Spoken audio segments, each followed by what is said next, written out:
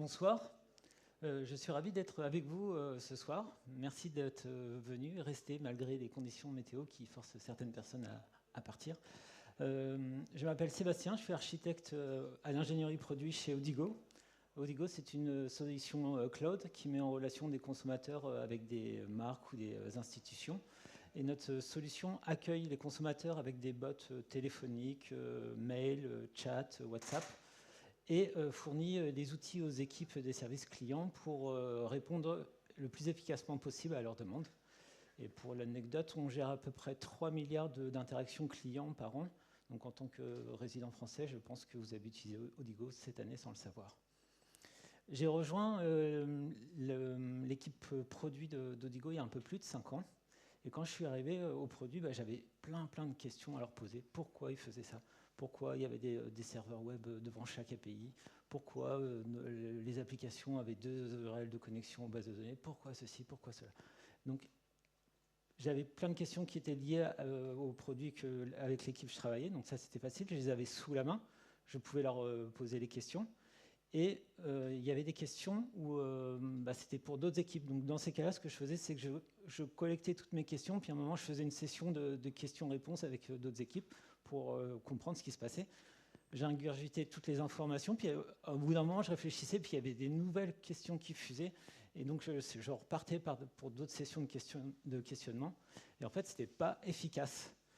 Je passais mon temps à poser des questions, à faire répéter les gens, et en fait, j'étais en train d'entretenir la culture de l'oral, et c'est pas quelque chose d'efficace. Donc ça, c'était le premier problème. J'ai eu un second problème, c'est que dans des réunions, souvent, il y a des questions qui reviennent tout le temps, et c'est tout le temps les mêmes. Pourquoi vous avez utilisé tel module d'authentification? Pourquoi on fait ceci? Pourquoi on utilise une gateway sur nos API qui sont en interne? Et c'est toujours les mêmes questions. Et ça agace les personnes qui répondent tout le temps aux mêmes questions parce que c'est quelque chose qui est répétitif. Et des fois, on peut même prendre ça mal.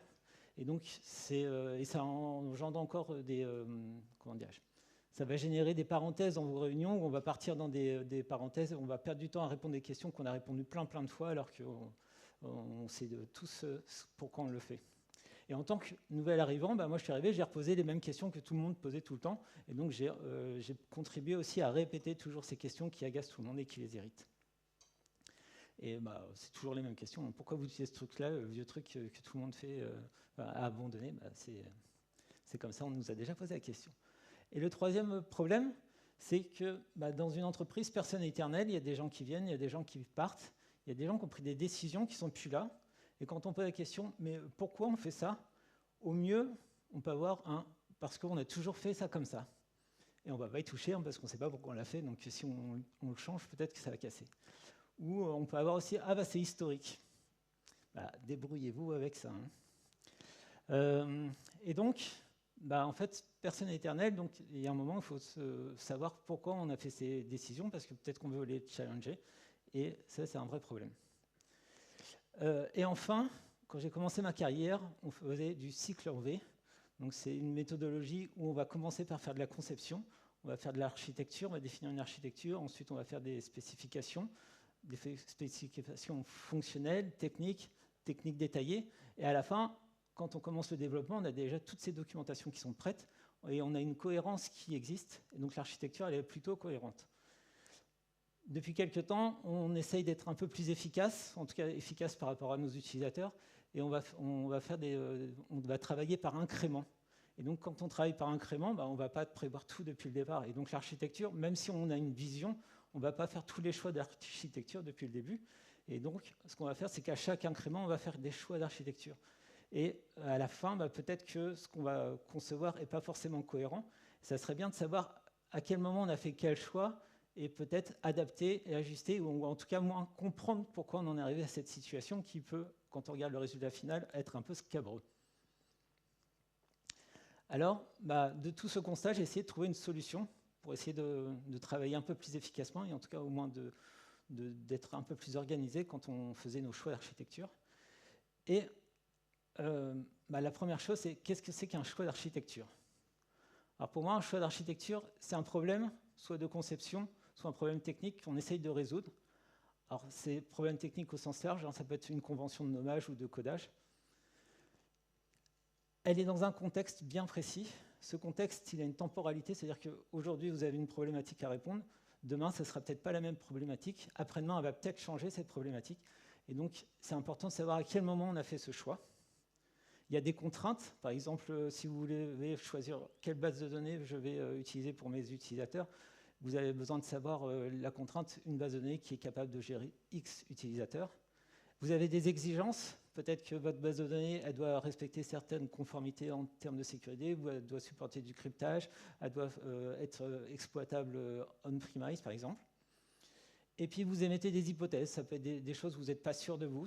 On va utiliser cette base de données pour telle ou telle solution, ou vous imaginez des cas d'usage, mais vous n'êtes pas sûr de tout.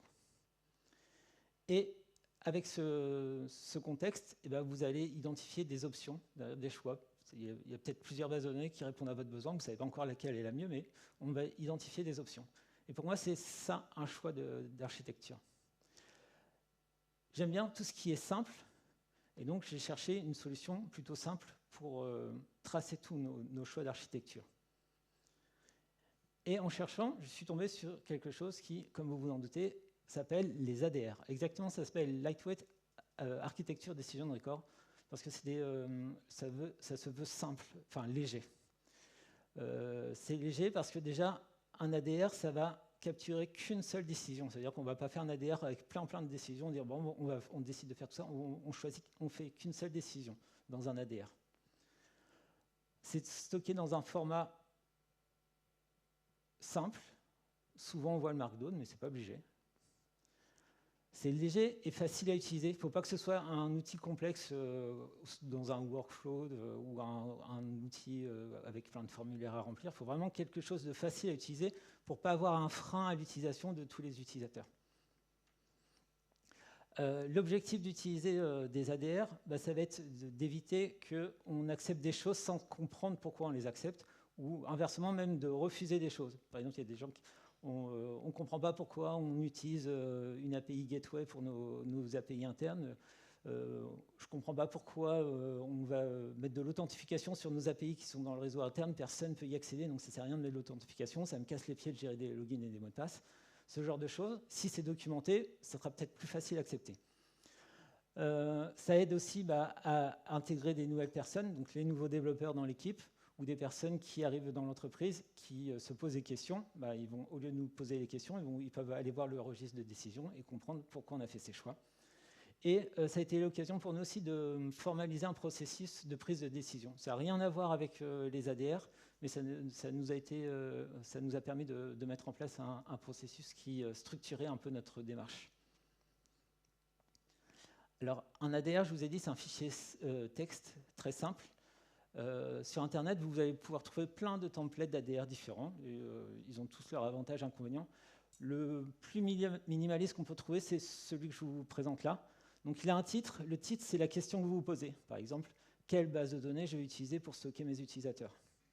Il a une date.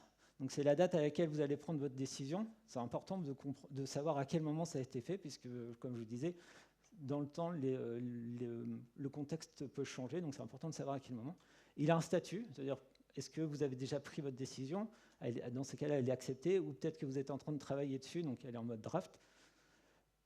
Il y a le contexte, donc dedans, on va retrouver le problème que vous essayez de résoudre, quelles contraintes vous sont imposées, et quelles hypothèses vous faites pour résoudre ce problème. Ensuite, s'il y a la décision, j'ai choisi d'utiliser PostgreSQL, par exemple. Et enfin, les conséquences, parce qu'à chaque fois qu'on va faire un choix d'architecture ou un choix technique, il va y avoir des conséquences.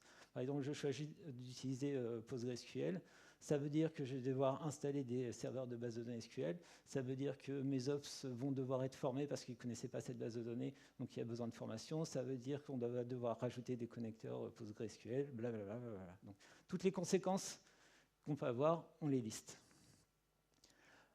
Chez nous, on a fait le choix de rajouter quelques informations qui nous semblaient importantes pour nous. Ça dépendra de vous. Par exemple, on identifie un porteur. Donc, c'est la personne qui porte l'ADR. Donc, c'est elle qui va en général animer les ateliers pour travailler dessus.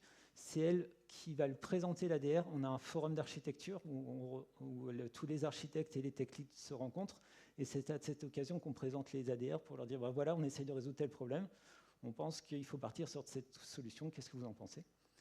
On a les parties prenantes, donc c'est avec toutes les équipes qui peuvent être impactées par cette décision. Donc des fois, c'est des équipes qui sont demandeuses. Bah, nous, on a besoin d'une base de données pour s'occuper des utilisateurs, donc qui demandent. Et peut-être qu'il y a une autre équipe qui va avoir besoin de l'utiliser ou qui en a déjà une, et donc peut-être qui va être impactée si on décide d'utiliser notre base de données. Donc là, c'est les parties prenantes. C'est avec les personnes qui vont participer souvent aux ateliers.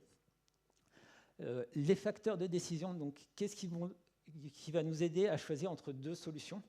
Donc ça peut être des facteurs comme par exemple sur la sécurité, si vous avez des exigences, on va utiliser telle ou telle option. Ça peut être des facteurs aussi sur le coût de la solution, combien ça va nous coûter une fois que ça sera implémenté, ou même le délai de réalisation. Par exemple, peut-être que là, vous avez besoin d'une solution qui soit disponible dans 3 semaines, et vous n'allez peut-être pas choisir la meilleure solution technique, parce qu'une de vos contraintes, un de vos facteurs de décision, c'est de pouvoir l'implémenter rapidement.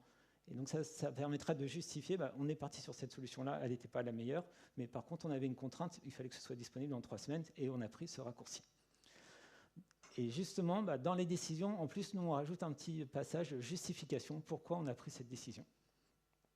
Il y a une autre méthode un peu plus scolaire, ça c'est à chacun de voir, c'est que pour chaque facteur de décision, on peut définir un poids, l'importance du facteur de décision. On calcule pour chaque option la valeur entre le poids et puis le facteur de décision, et ça permet de choisir la solution qui répond le mieux en fonction des facteurs de décision. Nous, on est plutôt sur un consensus où on se met d'accord, et jusqu'à présent, on n'a pas eu de réel problème. Sur les conséquences, on sépare les conséquences positives et négatives, parce qu'en fait, on a souvent un peu des deux. Les conséquences positives, ça va être tout ce qui nous permet de résoudre notre problème, plus des fois, on a des bénéfices annexes. Par exemple, bah, on installe une nouvelle base de données, bah, peut-être que ça va nous servir à faire d'autres choses plus tard, et donc on le signale dans l'ADR pour dire bah, voilà toutes les conséquences positives. Et puis bien évidemment les conséquences négatives, parce qu'il y a aussi parfois des choses, ça va nous rajouter des tâches, de nouvelles contraintes, et donc il faut les lister. Et enfin, bah, personnellement, j'aime bien lister toutes les options qu'on a envisagées avec les avantages et inconvénients, ce qui permet que si plus tard quelqu'un vient et nous dit « mais pourquoi vous n'avez pas envisagé de faire tel truc ?» Nous, on peut aller ressortir l'ADR et dire « mais oui, on avait pensé à utiliser MySQL, mais on ne l'a pas utilisé parce qu'il y avait ça, ça, ça. » Donc c'est le modèle qu'on utilise aujourd'hui qui nous réussit. Alors un exemple d'ADR, concrètement, ça ressemble à ça. Donc je vous ai dit, c'est un Markdown. Donc vous retrouvez le titre. Ici, bah, là, c'est un ADR qui dit bon, on doit choisir le protocole pour nos API. Est-ce qu'on va faire du JSON ou est-ce qu'on va faire du gRCP? Le statut, donc là, on voit il a été accepté, donc c'est-à-dire que ça a été validé. Le contexte qui rappelle, bah, voilà, on doit implémenter une API, on ne sait pas encore quel protocole utiliser. On rappelle les contraintes du système actuel et ce qui va nous aider à choisir. Et ensuite, là, il y a le paragraphe de décision qui explique la décision qui a été prise et enfin bah, les conséquences de cette décision. Donc ça, c'est en mode Markdown. On peut le faire, nous, on utilise Confluence actuellement. L'intérêt de ce genre d'outil, c'est qu'il y a des pages de type décision qui existent en Confluence qui ont des attributs. On va retrouver tous les attributs que je vous ai donnés, comme le statut, les parties prenantes, le honneur, la date, etc. Et ça apparaît sous forme de cartouche en tête de page. Et c'est assez pratique pour retrouver les informations essentielles. Donc là, on voit sur la cartouche, on voit le statut coloré, etc. Après, c'est vraiment libre à chacun d'utiliser le format qu'il veut. Et en fait, on va faire plein d'ADR, et cet ensemble d'ADR, bah, ça va construire ce qu'on appelle un decision log, donc c'est-à-dire un registre de décision. En Markdown, bah, vous allez retrouver un index avec toutes vos décisions. Donc là, on voit toute la liste des décisions, ils sont numérotés par ordre qu'ils ont été créés. Et puis, dans un outil un peu plus avancé comme un wiki, bah, on va retrouver un tableau avec la liste. Et donc, par exemple, là, dans Confluence, c'est pas mal parce qu'on va retrouver la question qu'on se posait, la réponse qu'on a trouvée, la décision. En plus, on a les parties prenantes, on peut avoir la date de décision, etc. Donc, c'est plutôt pratique. Je vais vous montrer rapidement, concrètement, à quoi ça peut ressembler. Donc là, j'ai un projet. Souvent, ce qu'on fait quand on le met sous forme de Markdown, on le met dans un sous-répertoire docs ADR et on met tous nos ADR au format Markdown. Donc, vous trouvez une convention de nommage qui vous réussit. C'est pas mal de permettre d'avoir l'ordre chronologique, mais après, c'est libre à chacun de le faire comme il veut. Et donc là, on retrouve un markdown tout bête, hein, donc, avec le statut, le contexte, décision, conséquence. Et là, dans ce répertoire, on retrouve tous les markdowns. Je vous ai dit que c'est bien d'avoir le decision log avec la liste de toutes les décisions. Donc pour ça, il y a un petit outil, par exemple, qui s'appelle ADR log. En ligne de commande, on le lance, on lui donne le répertoire où il y a tous nos ADR, et ça va construire un index.markdown. Et si on retourne ici, on va le retrouver là. Et donc là, il a été généré automatiquement. Ça évite de le mettre à jour soi-même. Ça peut être automatisé comme vous voulez. Et un autre outil qui est intéressant, c'est Logs for Brains. C'est un petit outil qui permet de générer un site statique de la documentation de vos ADR. Et lui, il ressemble à ça. Donc là, vous allez retrouver un petit site où sur la page d'accueil, ça rappelle un petit peu les principes des ADR avec le cycle de vie qu'on verra tout à l'heure. Et sur la gauche, là, vous avez l'historique de toutes vos décisions. Donc c'est un historique qui est trié avec le temps. Et vous retrouvez la question qui a été posée, la personne qui a fait cette décision, la date, le statut, et puis vous retrouvez tout le contexte.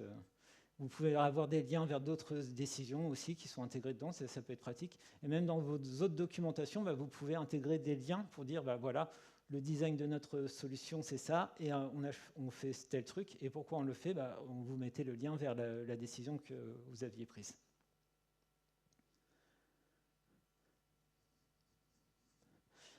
Je vous ai dit, on en a profité à l'occasion de la mise en place des ADR de mettre en place un processus de prise de décision. Comment ça marche chez nous? En fait, la première chose, c'est une phase d'identification. C'est-à-dire que quand on est en train de faire de la conception ou même en phase de développement, parfois on va rencontrer une problématique. Et donc on va identifier une problématique et on va se poser la question, est-ce que c'est l'occasion de créer un ADR? Et dans ces cas-là, on discute, est-ce que ça pose un problème ou pas de faire ce choix-là? Est-ce que c'est impactant? On l'identifie et on le présente au forum d'architecture. Une fois qu'on confirme qu'on peut faire un ADR pour ça, on va faire une phase de brainstorming, on va essayer de trouver toutes les options possibles, enfin, en tout cas quelques-unes, pour avoir du choix. Et puis on va faire différents ateliers pour essayer de voir les avantages et inconvénients de chacun. On les liste, toutes ces options, avec les avantages et inconvénients, comme je voulais dire, et ensuite on essaye de converger vers un consensus. Donc quelle est l'option qui nous semble la plus intéressante au vu de notre contexte?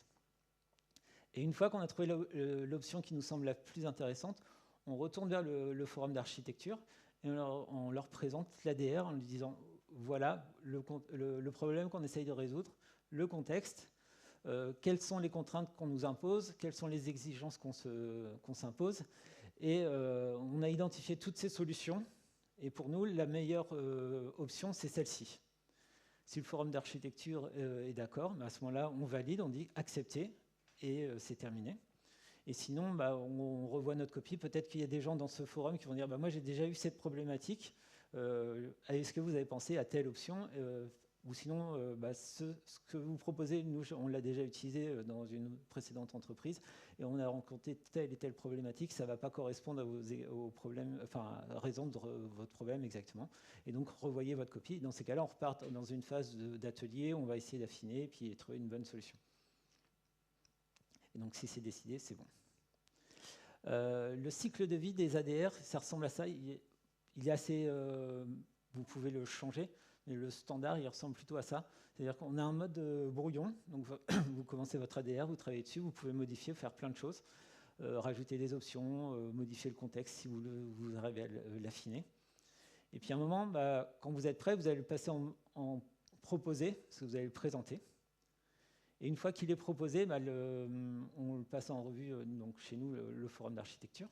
Et là, soit c'était pas bon, il peut être refusé, soit le forum est d'accord avec ce choix et à ce moment-là, il est accepté. Alors très concrètement, nous, on n'a jamais utilisé le statut rejeté parce qu'en fait, une fois qu'il est rejeté, il n'est pas vraiment rejeté, on nous demande plutôt de revoir la copie parce qu'on veut résoudre le problème. Donc on le repasse en brouillon et puis on retravaille dessus. Et une fois qu'il est accepté, l'ADR il devient immuable, c'est-à-dire qu'on n'y touche plus jamais.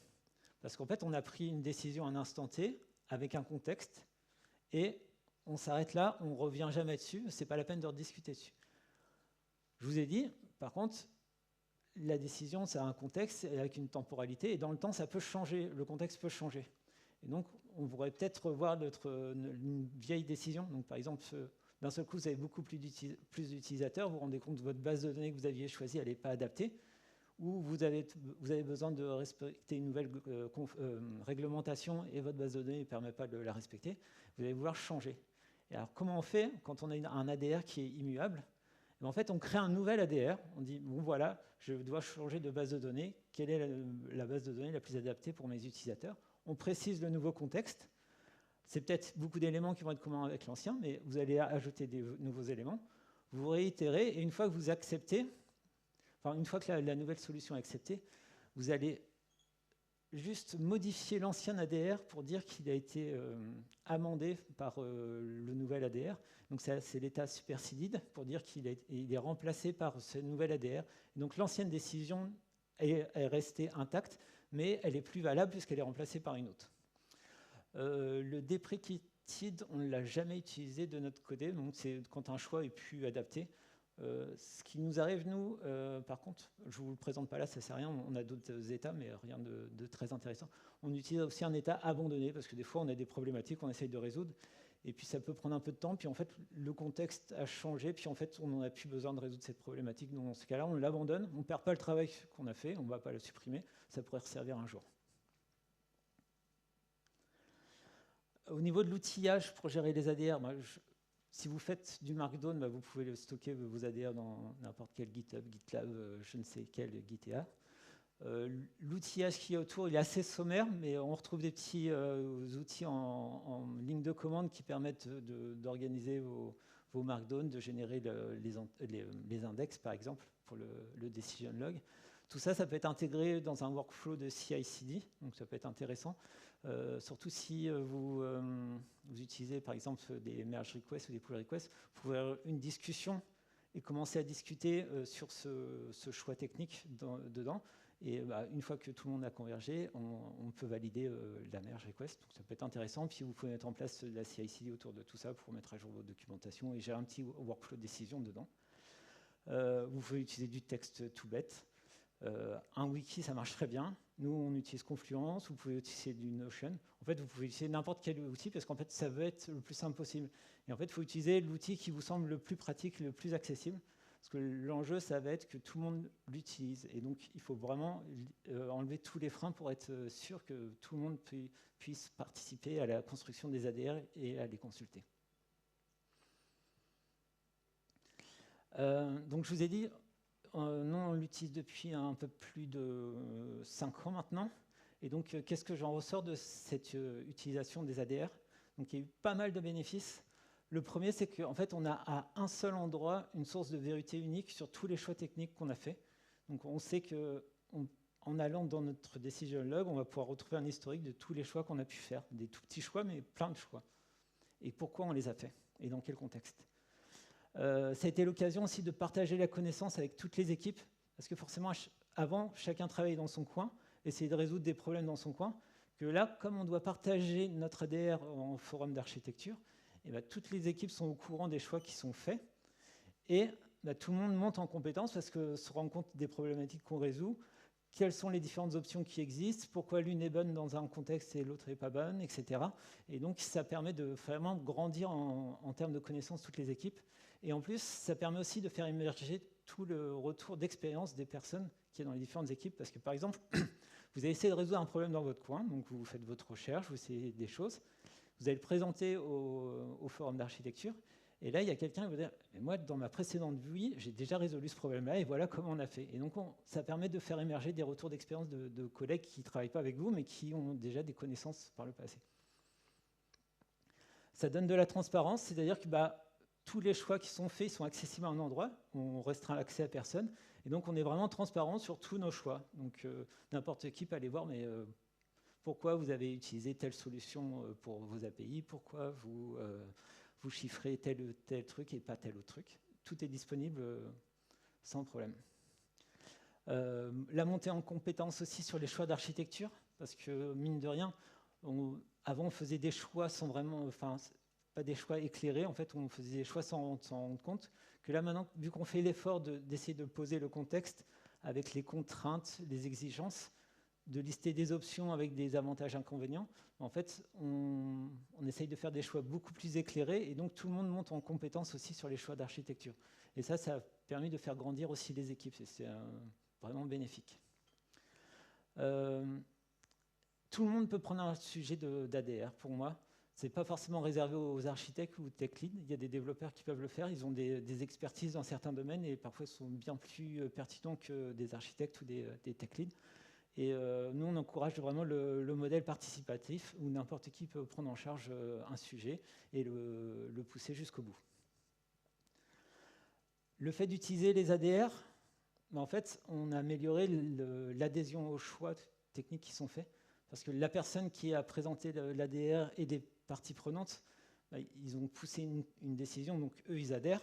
Ils vont pouvoir convaincre leur équipe, qui vont en principe adhérer aussi.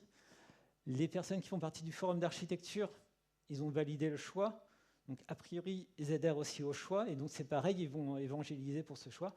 Et donc, ça permet de faire mieux adhérer aux choix techniques et avoir moins de freins quand on fait des nouveaux choix qui ne plaisent pas toujours à tout le monde. Et en plus, on a l'explication pourquoi on l'a fait, ce qui peut aider beaucoup. Et surtout, on a un historique de toutes les prises de décision. Donc maintenant, on est capable de dire, voilà, quand quelqu'un nous pose une question, on sait répondre pour dire, oui, on a fait ce choix-là. D'ailleurs, à tel endroit, il y a la page qui explique pourquoi on l'a fait et quel était le contexte. Des fois, on n'avait pas le contexte, on n'avait pas identifié toutes les contraintes, mais on sait expliquer les contraintes qu'on connaissait à ce moment-là et pourquoi on l'a fait.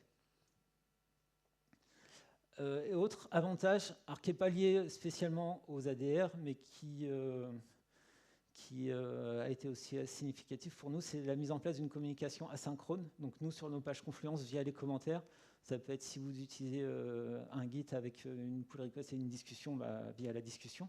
En fait, quand vous faites des choix, vous allez demander à plusieurs personnes. Tout le monde n'est pas toujours disponible pour assister à des ateliers. Quand on présente quelque chose en réunion, les gens ne sont pas toujours prêts ou n'ont pas eu le temps d'y réfléchir. Et en mettant en place une communication asynchrone, ça laisse le temps à chacun de pouvoir répondre au moment où il est disponible, de poser posément son point de vue et d'expliquer des choses. Donc ça, c'est vraiment pas mal.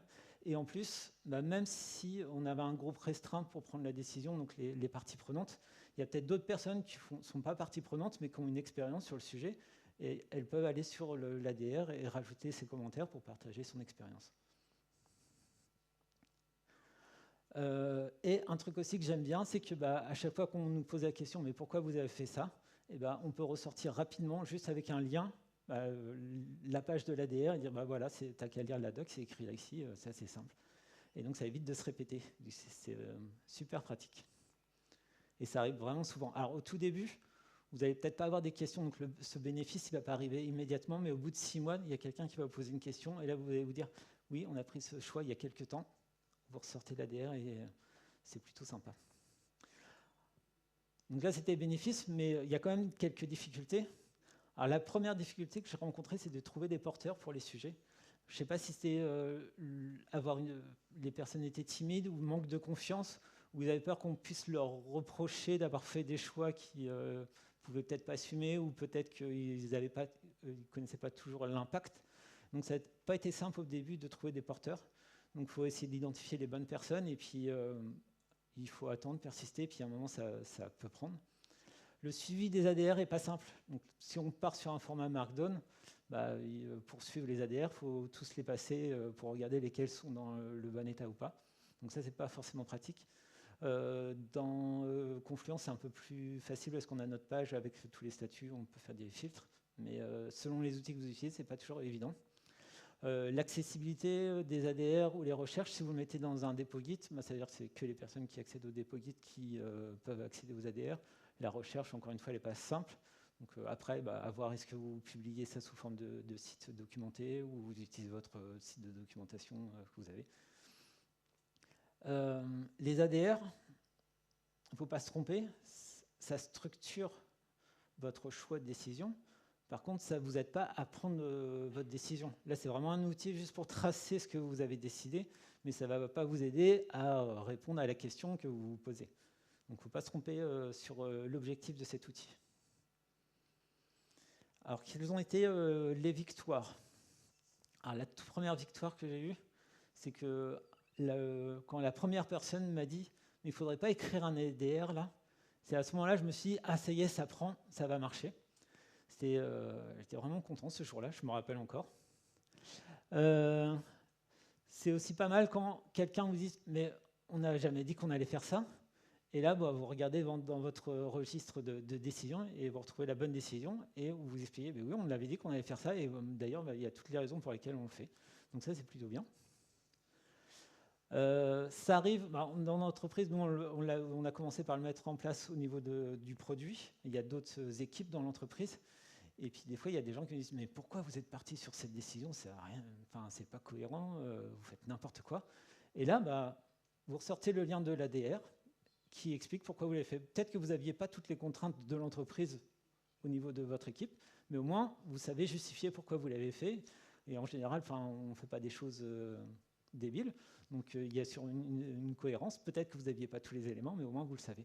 Et vous gagnez énormément de temps plutôt que d'aller rechercher dans des comptes rendus de réunion. Alors, ah oui, à tel jour, on avait décidé ça, parce que ça. Et mais il me semblait qu'il y a une autre réunion, on avait parlé de ce problème aussi, puis vous recherchez.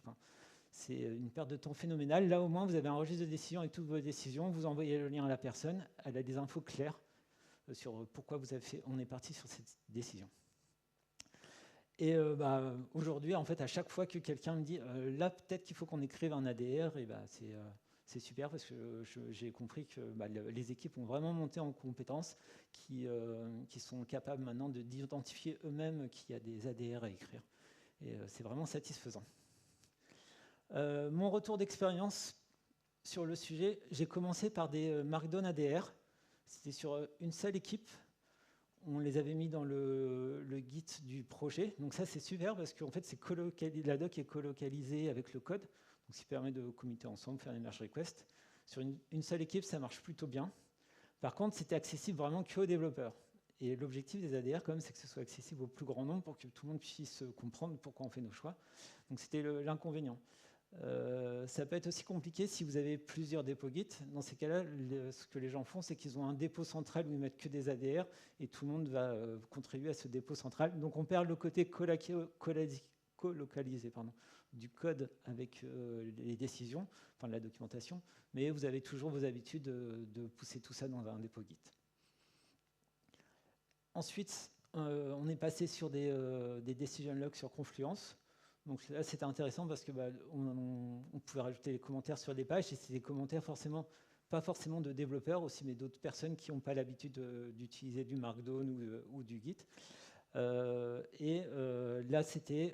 on l'a appliqué à toutes les équipes de l'ingénierie produit, donc toutes les équipes du produit. Et c'était vraiment accessible là, pour le coup à tout le monde, puisque dans l'entreprise, tout le monde a accès aux Confluence. En revanche, comme je vous disais tout à l'heure, le suivi n'était pas simple parce qu'on avait du mal à faire un suivi sur tous les états de toutes les décisions. La troisième étape, c'est qu'on a voulu le mettre en place à l'échelle de l'entreprise et pas que limité aux produits. Et là, ça commençait à devenir compliqué parce que c'est des décisions qui ne sont pas toujours rapides à prendre. Les décisions qu'on prend au niveau de l'entreprise, ça va impacter plusieurs entités qui n'ont pas les mêmes rythmes de release, qui n'ont pas forcément les mêmes contraintes ou les mêmes échéances. Et donc le cycle de vie d'un ADR devient d'un seul coup beaucoup plus long. Il y a beaucoup plus d'interactions. Et donc pour ça, au début, on a utilisé les decision logs, on a vu que ça ne marchait pas. On est parti sur des tickets Jira. Donc on peut implémenter le workflow des ADR dans les tickets Jira. Ça marche plutôt bien. Ça nous a résolu notre problème de suivi des ADR. En revanche, Jira, c'est pas fait pour faire de la doc. Je trouve ça vraiment pas pratique. On perdait la partie structuration. Rechercher dedans, c'était pas forcément évident. Et donc, j'ai pas été convaincu par cela. Donc, pour l'instant, nous, on reste toujours sur un modèle un petit peu hybride, où on a un ticket qui va représenter un petit peu le cycle de vie de l'ADR, mais c'est surtout la tâche de je dois résoudre tel problème. Et à côté de ça, on a une page de decision log qui nous trace de notre ADR au moment où on l'a validé. Alors, on le construit avant quand même, cette page de décision. C'est notre support pour nos réflexions. Et puis, une fois qu'il a été décidé, le ticket est mis en décidé. Et puis, on a notre page qui est à jour et qui ne bouge pas. Et d'ailleurs, pour être sûr qu'elle ne bouge pas, moi, personnellement, je la verrouille et plus personne n'a le droit de la modifier. Comme ça, on est sûr qu'on n'y touche pas. Quelques astuces. C'est bien de numéroter vos ADR, ce qui vous permet d'y faire référence dans des documentations, quand vous allez faire des spécifications ou faire des documentations. Il faut dire, on fait tel truc, et pourquoi on le fait, vous mettez la référence de votre ADR, donc ça peut être pratique. Les versionner, donc si vous faites du Git, c'est pratique, mais sinon bien mettre une version si vous avez des étapes importantes. Créer automatiquement l'index des MADR. Si vous partez sur du Markdown, ça vous évite de le modifier à la main et puis de faire des oublis peut-être. Donc ça ne coûte pas grand-chose d'utiliser un petit outil qui le génère automatiquement. Je vous encourage à favoriser les échanges entre les équipes pour mettre à jour ces ADR. Il ne faut pas que ce soit qu'une seule personne qui le fasse. Il faut vraiment essayer d'encourager les échanges entre les équipes pour faire avancer les sujets. L'ADR, ça documente que le pourquoi. Il ne faut pas dire comment vous allez résoudre votre problème. C'est vraiment pourquoi j'ai choisi de faire ça. Donc il ne faut pas se tromper, ça documente que le pourquoi. Le comment, ça va être des spécifications techniques qui vont vous expliquer comment on va implémenter cette base de données, comment on va l'utiliser. Là, c'est juste, voilà pourquoi on choisit cette base de données. Dedans, il faut vraiment tout expliciter. C'est-à-dire que quand vous allez revenir 6 mois ou 1 an ou 2 ans après sur cette décision parce que vous avez besoin de clarifier quelque chose, s'il y avait des sous-entendus, vous n'allez pas vous en rappeler. Et puis s'il y a des personnes qui n'ont pas participé à la discussion, ils ne vont pas le savoir non plus. Donc il faut essayer d'être bien explicite. Ce n'est pas toujours évident au début, mais bien expliciter toutes les choses, quitte à des fois se répéter un petit peu, mais au moins ça sera plus clair pour les personnes qui la consulteront.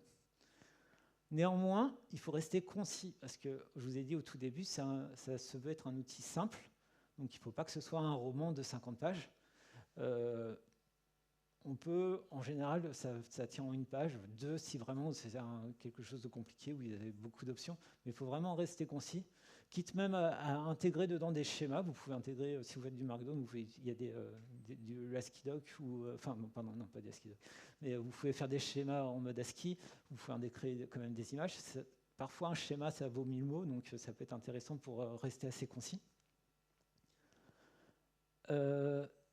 Quand vous avez besoin de répondre à une problématique, parfois, il n'y a personne qui propose de solution, ou ils ont déjà en tête une solution.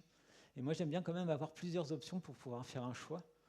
Dans ces cas-là, ce que je fais, c'est que je propose une solution naïve ou moche. Et ça brusque les gens. Et dans ces cas-là, ils essayent de trouver d'autres solutions parce qu'ils ont peur qu'on choisisse la solution qui est moche. Donc ça permet d'engager des discussions et puis d'encourager l'échange. Si vous vous retrouvez avec un ADR où il y a beaucoup d'options, mon warning, il arrive à peu près quand on dépasse les 4 options. C'est que sûrement on se pose une mauvaise question ou en tout cas on essaye de répondre à plusieurs questions en même temps.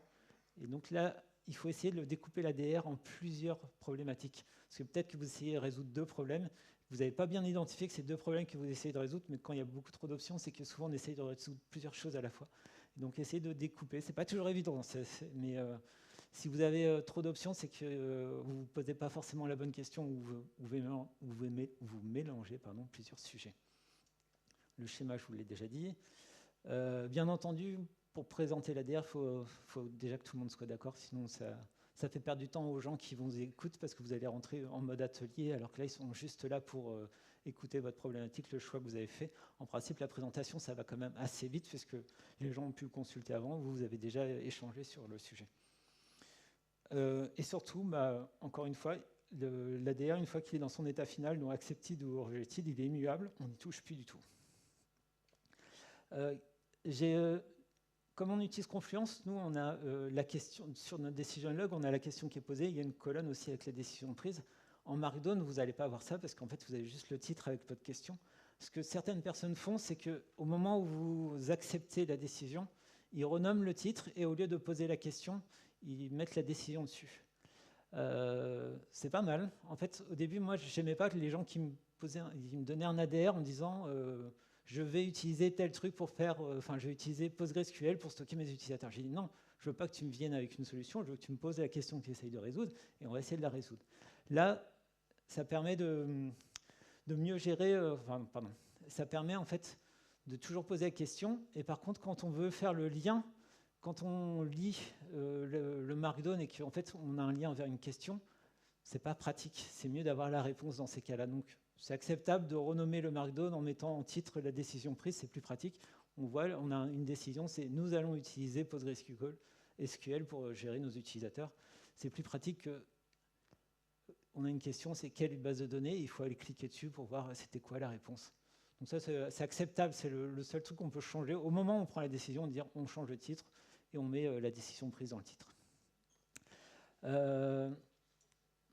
J'ai partagé souvent ce sujet avec d'autres personnes qui sont travaillées dans d'autres entreprises et ils avaient souvent des questions.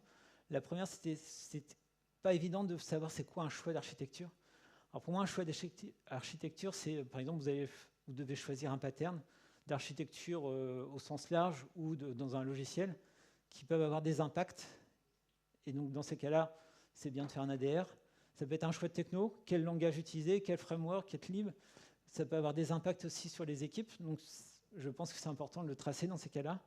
Et puis ça peut être aussi définir des conventions vraiment au sens large, parce qu'en fait, des conventions, c'est quelque chose qui s'inscrit dans le temps. Et donc c'est important de le tracer, comme ça on justifie pourquoi on l'a fait, et ça permet de le partager avec tout le monde. On pose aussi la question souvent, quand est-ce qu'on décide d'écrire un ADR ? Alors pour moi, à partir du moment où on commence à sentir dans les discussions qu'il y a un débat, qu'il n'y a pas de consensus immédiat, là c'est une alerte pour dire là il y a sûrement un sujet et il faut écrire un ADR.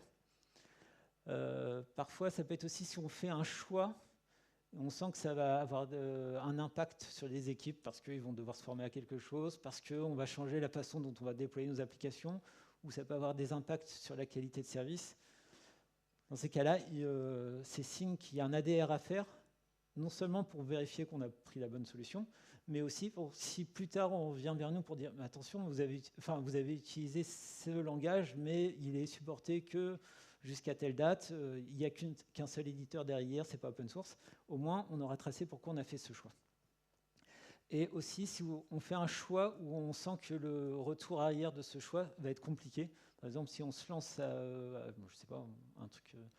on se lance à coder notre métier, par exemple, dans des procédures stockées. Si un jour on décide de faire autrement, ça va être compliqué parce que ça veut dire qu'il va falloir écrire tout le code.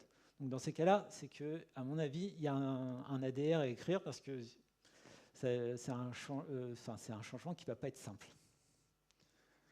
La question qui m'est venue assez souvent aussi, c'est comment réussir la mise en place des ADR. C'est quelque chose que pas mal de personnes essayent et c'est pas évident, ça marche pas toujours. J'ai pas de recette miracle. Tout ce que je peux vous dire, c'est que, pour ma part, ce que j'ai essayé de faire, c'est d'impliquer les personnes, parce qu'en les impliquant, ça permet de les faire adhérer et ils vont pouvoir discuter avec leurs équipes, leur parler des ADR et ça va intéresser tout le monde.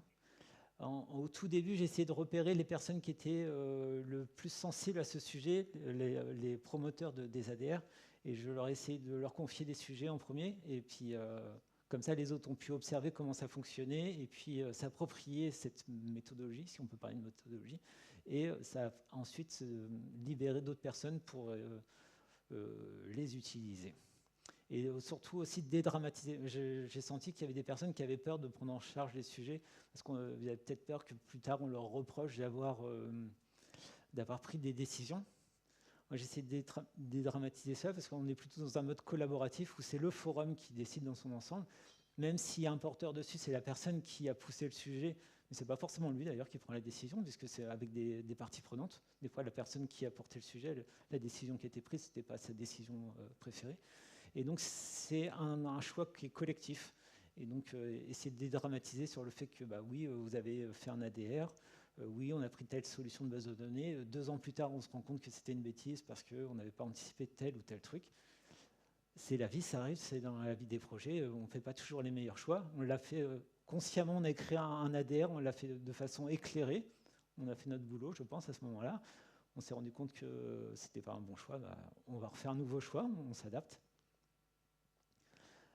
Si vous voulez aller plus loin sur le sujet, je vous ai mis 2-3 petits liens. Il y a une organisation GitHub qui s'appelle ADR GitHub.io. Dedans, vous allez retrouver plein de documentation. Je vous ai mis l'article initial qui introduit la notion des ADR. Donc, sur les formats, je vous ai parlé de l'ADR, du Markdown ADR. Il y a le why statement aussi qui existe. Si je me rappelle bien, c'est IBM qui a poussé ça. C'est un peu la même chose, mais avec un autre formalisme. Ça peut être intéressant de regarder. Peut-être que ce format-là vous intéressera plus que les ADR. Au niveau de l'ADR, il y a de l'outillage. Il y a d'autres. Je vous ai montré Log4Brains, là, qui fait un petit site statique. Et puis, il y en a d'autres qui peuvent se plugger directement sur votre dépôt GitHub et puis vous faire un rendu visuel, un peu comme Log4Brains. Il y a d'autres outils en ligne de commande qui peuvent vous aider à générer des nouveaux ADR. En fait, en ligne de commande, vous dites je veux un nouvel ADR, voici le titre, et ça vous génère automatiquement le Markdown avec déjà la structure et puis des infos générées automatiquement, et ça permet de l'intégrer dans votre CI/CD, par exemple. Il y a d'autres alternatives, les architectures IQ, je ne vais pas vous en parler ici. Et après, si vous voulez encore progresser, mais plus sur la prise de décision, je vous invite à regarder tous les sujets autour du decision making ou les grilles de scoring, c'est ce que je vous parlais tout à l'heure sur le fait de mettre des poids sur vos facteurs de décision pour essayer d'évaluer quelle est la meilleure option en fonction de ces facteurs et des poids que vous avez affectés. Ce qu'il faut retenir, c'est que ça documente que le pourquoi, c'est vraiment pas le comment, il faut vraiment s'intéresser que au pourquoi dans les ADR. Il faut rester pragmatique, vous faites au plus simple, vous prenez l'outil qui est le plus adapté pour vous. L'enjeu, c'est que tout le monde l'utilise l'ADR, que ce soit ceux qui produisent les ADR ou ceux qui vont les consulter. Donc il faut être vraiment au plus simple. Je vous invite à faire un travail plutôt collaboratif, que ce ne soit pas qu'une personne qui les fasse, mais qu'on engage toutes les personnes de toutes les équipes. Et ce que j'espère, c'est que dès lundi, quand vous allez retourner au boulot, vous allez créer votre premier ADR qui sera quel outil je vais utiliser pour gérer mes ADR. Merci.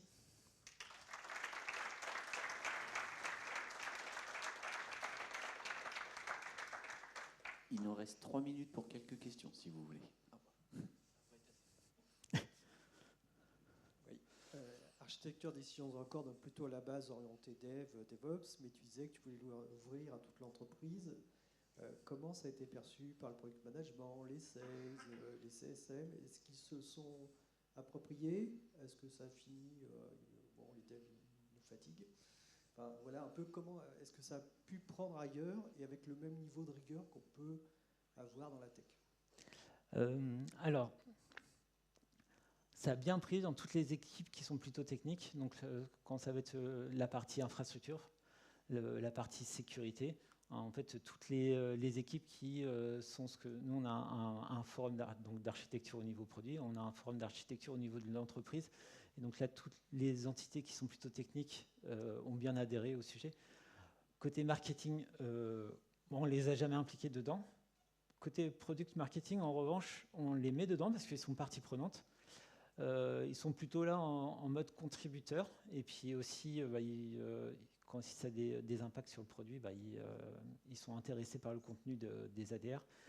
Par contre, ils ne sont pas impliqués dans le sens où alors ils participent aux ateliers quand ils sont partie prenante, mais ils ne sont pas dans le cycle de production d'ADR de leur côté pour leur propre besoin. Ça reste quand même assez technique et au product marketing, on est plutôt dans du fonctionnel. Et même si des fois il y a des choix qui sont à la limite entre les deux, donc dans ces cas-là on les met, mais ils ne sont pas autant acteurs que l'équipe produit, c'est sûr. Ils n'ont pas créé leur marketing decision record, par exemple? Non.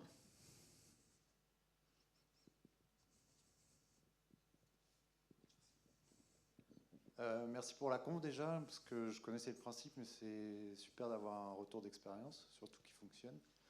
Tu as déjà répondu à pas mal de questions dans tes questions fréquentes, donc c'est cool.